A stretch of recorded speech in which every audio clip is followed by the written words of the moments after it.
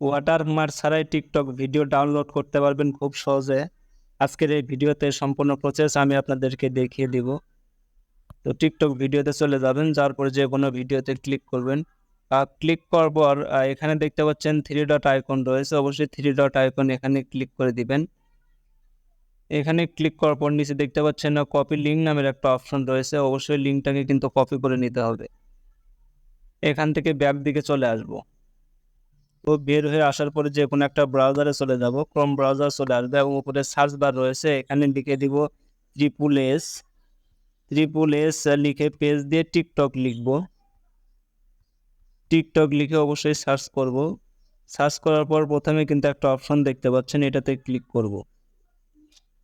এটাতে ক্লিক করার পর যে লিঙ্কটা আমি কপি করে নিয়ে আসছি সেটা কিন্তু এখানে লিঙ্কটা পেস্ট করে দিব। আর পেস্ট করে দেওয়ার পর নিচে দেখতে পাচ্ছেন ডাউনলোড নামের অপশন রয়েছে, অবশ্যই ডাউনলোডে ক্লিক করব। আর ডাউনলোডে ক্লিক করার পর এটা কিন্তু সেভ হবে ওয়াটারমার্ক ছাড়াই। তো ভিডিওটা যদি আমার ভালো লাগে অবশ্যই ফেসবুক পেজটিকে ফলো করবেন এবং যারা আমার ইউটিউব থেকে দেখছেন অবশ্যই সাবস্ক্রাইব করে সাথে থাকবেন। ধন্যবাদ সবাইকে।